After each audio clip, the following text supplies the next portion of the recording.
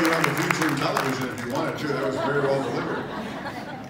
Jameson Taillon is not only a top of the rotation guy, pitcher, he's a top of the rotation person, and he has made Pittsburgh a very special part of his heart, and he's been able to give his heart to people of Pittsburgh.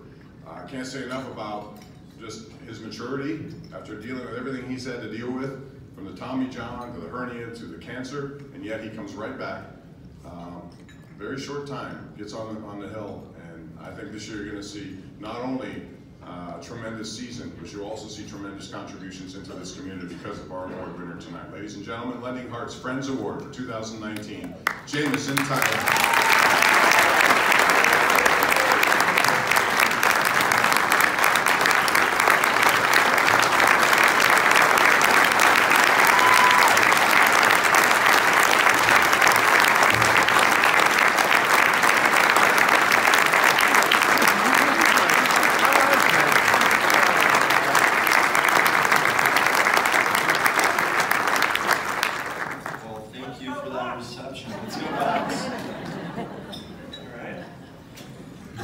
So I'm just going to start with TJ, who came before me. I met TJ. I had just had my surgery for testicular cancer. My teammates were on the West Coast for a trip. I was having a tough day. I wanted to return to the field as quick as I could. So I decided to get my legs back under me. I was going to start walking. I lived right here in Market Square. I walked to Small and Gala.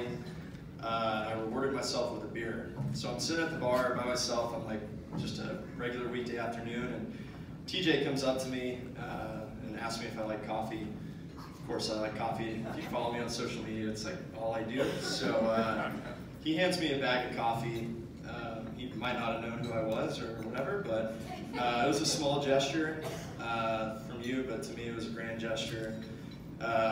So anyways, I'm walking home that day, and it kind of just hit me like, I believe in some fate. I think we were brought together to do something good with that. So I got on Instagram and slid in TJ's DMs, and I think we started from there and we made it happen. And it takes a bunch of people to make something like that happen. And I'm glad we could. Vaso, thank you for letting me be a part of Lending Hearts.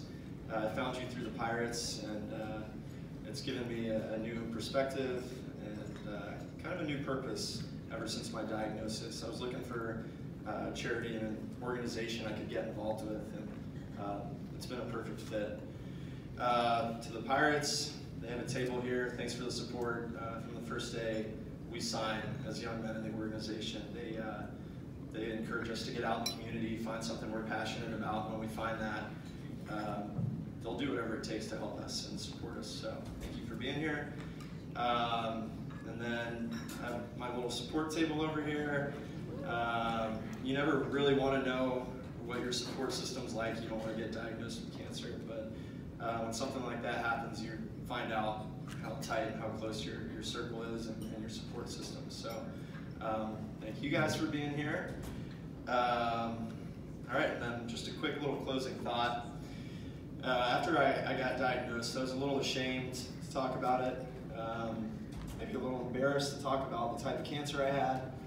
But I learned quickly that the cancer community is extremely close, and it's extremely tight-knit. So, I mean, within days of being diagnosed, I had Pittsburghers reaching out to me asking if they could help. I had people stopping me in the grocery store, telling me how many years cancer-free they are.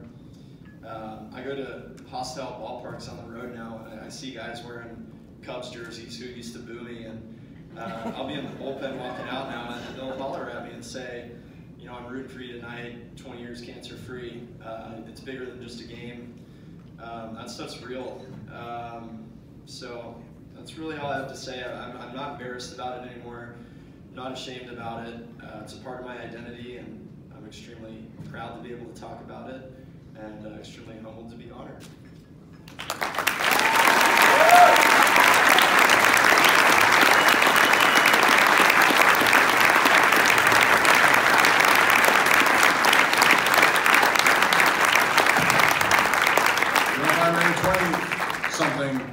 Athletes speak that eloquently and that passionately. We salute you for that, Jameson. Frank Coonley knows this guy better than anyone.